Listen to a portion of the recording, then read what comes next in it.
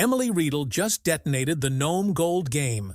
Against freezing seas, busted welds, and rivals waiting for her failure, she's pulled a staggering $12 million in gold straight out of the Bering's icy grip. This isn't rumor. It's the jackpot that's rewriting what a single season can deliver. Crews on shore are reeling, investors are scrambling, and rivals are furious that the captain they counted out is now miles ahead. The numbers alone are shocking. Ounces tallied into bars, haul after haul piling up until the count smashed every Nome record in sight. But this isn't just a payday, it's a turning point. Emily's strike proves the sea can be beaten, and now every miner knows the bar has been raised to an impossible height. She's silenced doubters, flipped the entire season on its head, and claimed a fortune no one thought possible in these waters. The question now isn't if she's the best. It's who can possibly catch her. Don't miss a second of this gold rush story. Hit like and subscribe so you're first in when we drop the next jaw-dropping update. The cabin floor was bending under the weight. Buckets, jars, even old toolboxes, all crammed with raw gold, stacked so high the planks groaned like they might snap. Emily Riedel stood there, staring at what she and her crew had dragged out of the black water. It didn't look real. It didn't look possible. The kind of haul that usually exists only in rumor, the sort of jackpot dredgers dream about and never actually touch. Word spread through Nome in seconds. By nightfall, every captain on the Bering coast knew. A woman, an opera singer turned miner, had just done what most men had spent decades failing to do. Rivals stormed into bars demanding details. Crew members from other boats snuck down the docks just to catch a glimpse. Nobody wanted to believe it, but the sight of guards standing watch outside Emily's dredge told the story well enough. Appraisers were brought in under cover of darkness, speaking in whispers, double-checking every weight, every pan. The numbers were insane, so insane they hesitated to even speak them out loud, until one of them finally broke. 12 million, he said. Just 2 words, and Nome froze. But that jaw-dropping number wasn't the beginning of Emily's story. It was the climax of a gamble that started years before. Because to understand why the Bering Sea finally gave up $12 million to a woman nobody believed in, you have to rewind. Emily Riedel wasn't supposed to be here. She wasn't born into mining, wasn't raised on engines or dive gear. She was trained for stages, for orchestras, for grand halls where chandeliers sparkled above velvet gowns. She was an opera singer. But Nome doesn't care what you're trained for. Nome eats the unprepared, spits them out, and leaves their names as a punchline in barroom jokes. And at first, Emily was the punchline. Rivals called her fragile, a tourist, a dreamer who thought grit could be sung into existence. They laughed when her machines broke, when storms drowned out her seasons, when her pans came up empty. But she didn't leave. She didn't crawl back to safety. With every failure, she came back sharper, more determined. The woman who once stood in spotlight and silk learned to weld broken pipes in blizzards, to scream orders over hurricane winds, to outlast men who thought her a novelty. By 2025, nobody was laughing anymore. They were worried, because it was clear Emily wasn't chasing flakes. She was chasing something much bigger. But Nome doesn't hand out treasure without a fight. Out here, the sea has its own rules. Rivalries, grudges, invisible lines on the map. Cross the wrong one, and your dredge might never come back. The miners call them unwritten laws, and the biggest one was simple. Never cross the 3 sisters. 3 black rocks rising out of the surf like crooked tombstones. Everyone in Nome knows the stories. Storms that appear without warning, divers who vanish without a trace, wrecks twisted across the seabed like warnings carved in steel. Inuit elders whispered it plainly. Beneath the floes, The sea keeps what it swallows. The message was clear. Stay away. Emily listened. She nodded, and then she did exactly what no captain dared. On the very first day of the season, she pointed her dredge straight at the three sisters. If she was going to break Nome's oldest taboo, she couldn't do it with ordinary men. She needed a crew as unwanted, as reckless, as hungry as she was. The first to climb aboard was a geologist whose career had ended in disgrace. He'd been caught falsifying maps for a corporate mining firm, a black mark so deep no legitimate company would ever touch him again. But he still had knowledge, layers, structures, an instinct for where gold hid beneath the ice. Emily didn't ask about his past. She only asked if he could read the ground better than the rest, and he said yes. The next was a salvager, a diver with scars across his arms and a record that trailed him like a shadow. He'd been arrested more than once for looting wrecks, accused of stripping metal from ships that should have been left as graves. The courts called him reckless. Emily called him fearless. She knew the places she meant to dredge were littered with wrecks and bones, and only someone like him would dive into those waters without hesitation. The rest of the crew weren't much better. Ex-cons, debtors, wanderers, men and women who had burned too many bridges on land and saw the Bering Sea as their last shot at a future. Trust didn't exist between them. What bound them together wasn't loyalty, but desperation. Every one of them had something to prove, something to win back, something to bury. Around the mess table they spoke little, but the one phrase that stuck became their law. No past, only gold. When the first dive went down, that motto already felt like a curse. The sea showed them nothing but junk, rusted beams, kelp tangling in their nets, twisted metal that could have been wreckage, or just the sea mocking them. The salvager came up first, ripping off his mask, spitting water, his skin turning blue in the cold. The pressure chewed at their lungs and sinuses, each descent pushing them closer to the breaking point. By the second day, divers came up, coughing blood into the snow, their noses streaming red from ruptured vessels. The dredge hose jammed mid-shift, groaning like something alive as the pump fought to pull. When they tore it open, what spilled across the deck wasn't gravel, but bones. At first they looked like driftwood, bleached smooth. But in the flicker of the floodlights, the shapes were too familiar. Long femurs, jointed sockets, curved ribs. The salvagers swore they were human. The geologist insisted they were animal, maybe seal, or walrus. Nobody wanted to argue too long in the freezing dark. The other captains had been watching, their dredges idling a safe distance away. When they saw Emily's crew fighting hoses and hauling up bones instead of gold, the laughter came easy. Shouts carried across the water, mocking her for burning fuel on a patch of seabed they all swore was worthless. One rival leaned over his railing, hands cupped to his mouth, bellowing, "Sing us an aria, Emily! Maybe the gold will clap for you." His crew howled, slapping their hull. Emily said nothing. She stood on her deck, her jaw tight, her eyes locked on the black horizon. She knew the Bering Sea wasn't going to hand her anything on day one. 3 days passed like that. Exhaustion mounting, morale sinking, fuel dwindling.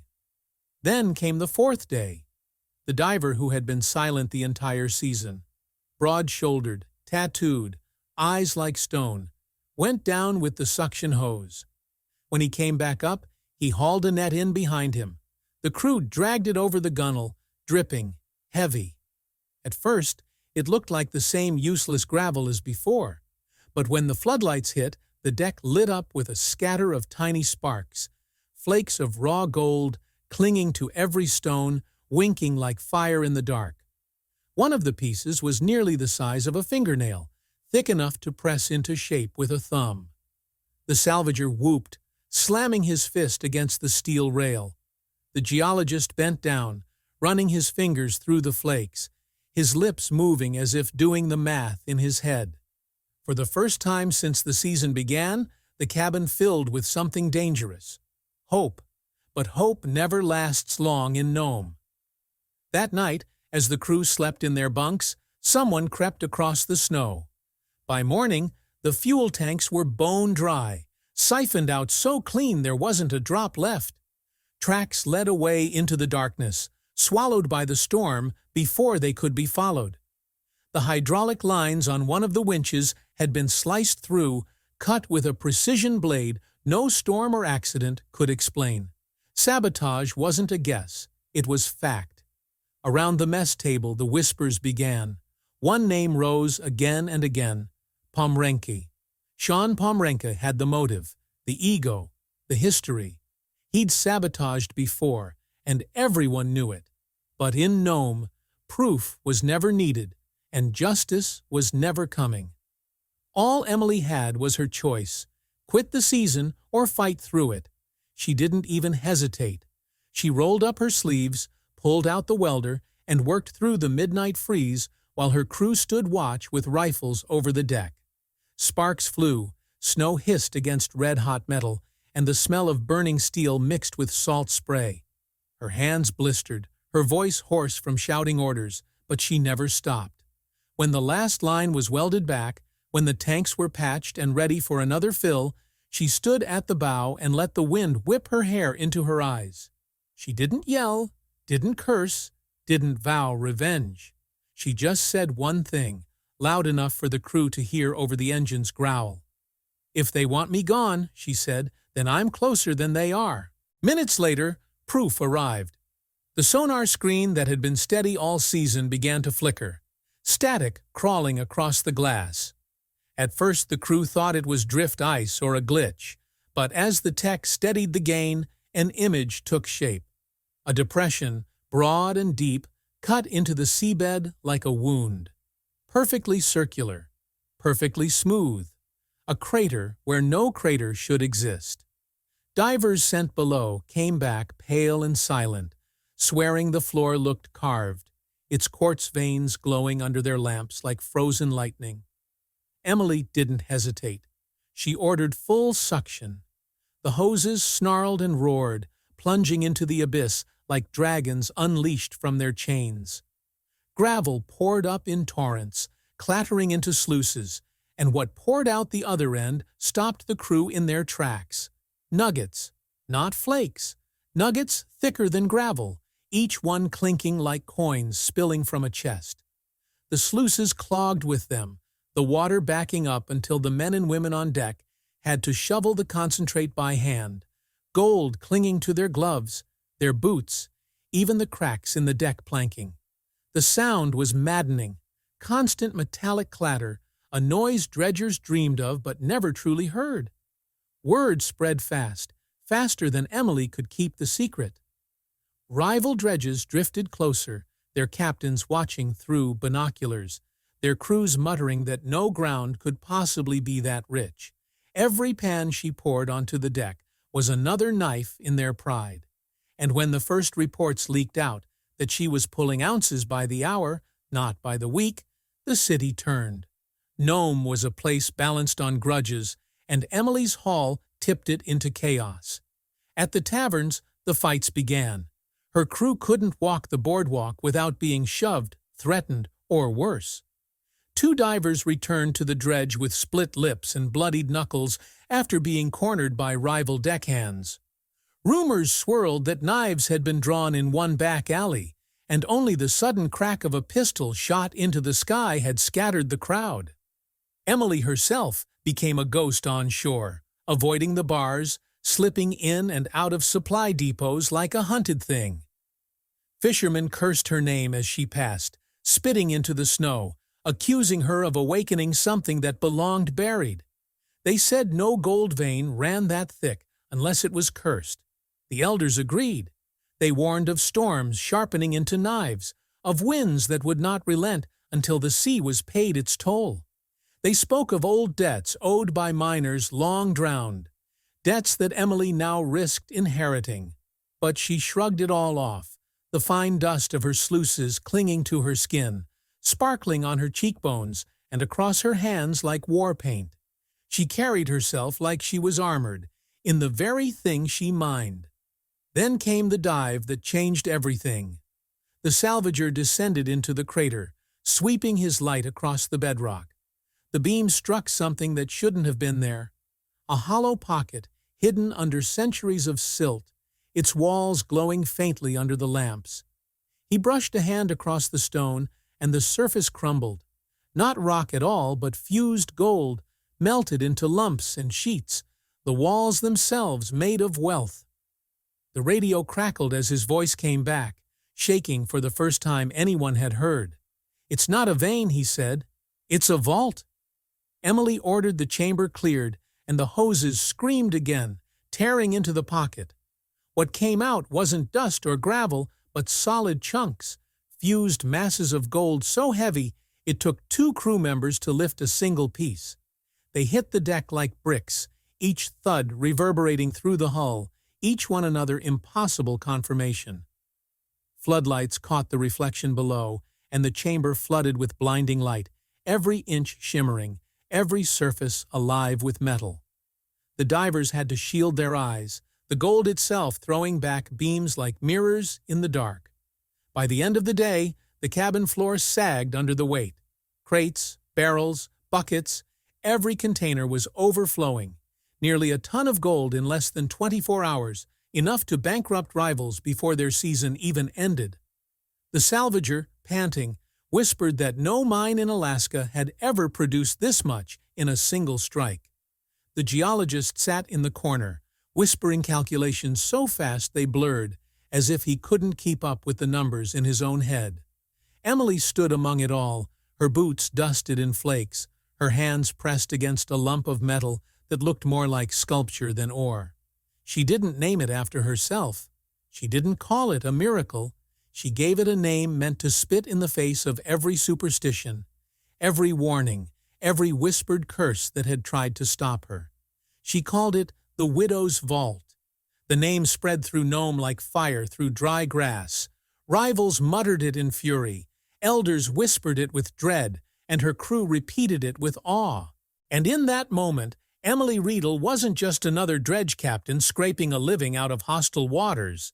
She was something else. A woman who had forced the Bering Sea to break, who had carved open its heart and stolen what it swore it would never surrender. And the sea was watching. Then it answered. The first sign came with the air itself, so still it pressed against the skin, too heavy, too weighting. Then the sky cracked. Clouds rolled down like black cliffs, and the Bering Sea lifted as if summoned by something older than storms. Waves didn't strike in rhythm, but in fits, slamming the hull broadside, each one hitting harder than the last. Metal screamed, welds groaned, and the dredge shuddered like a beast being dragged under. Crew shouted against the wind, their words torn away before they reached each other. And over it all, faint yet unmistakable, came the singing. Not a melody carried by men, not the tavern chants that echoed on shore.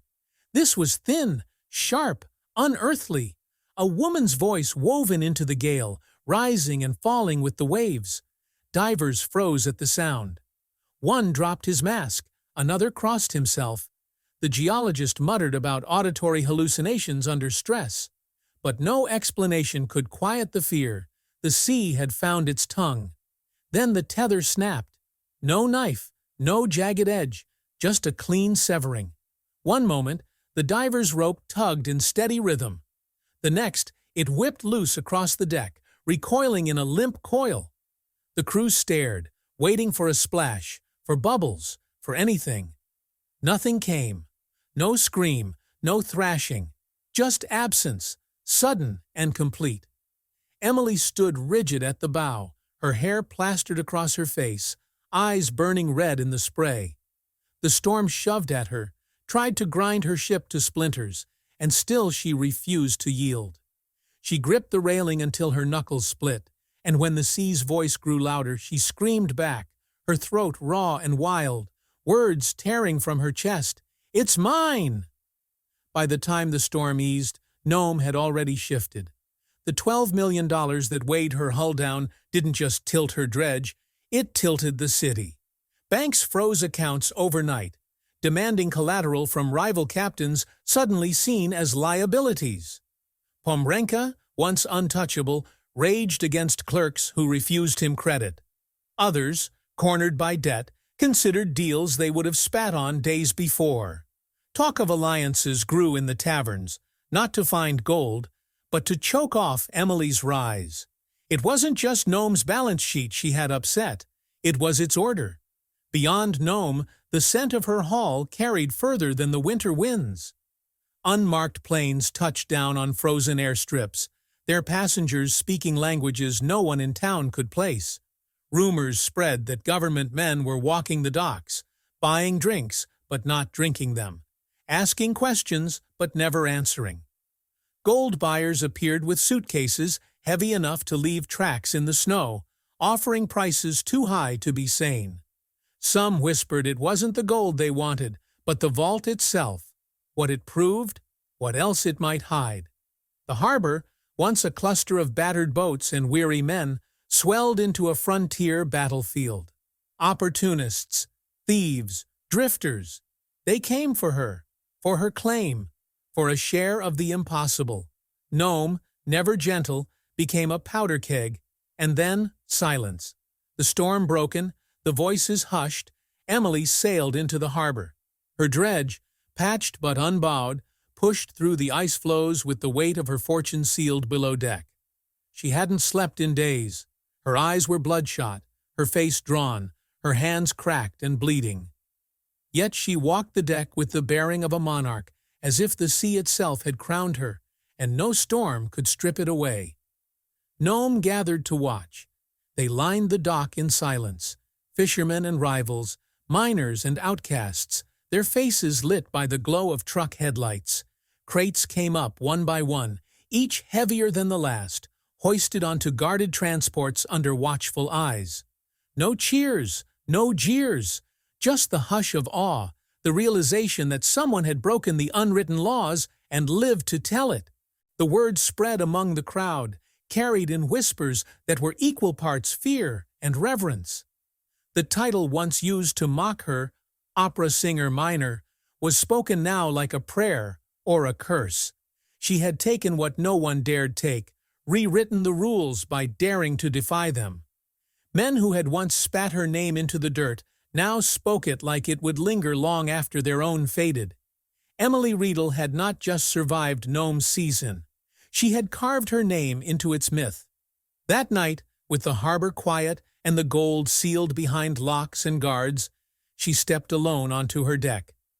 The sea was calm again, its surface unbroken, as if the storm had never passed. The wind carried no voices, the waves whispered no threats. She stood listening, daring it, willing it to try again. Behind her, a city simmered with hunger and schemes.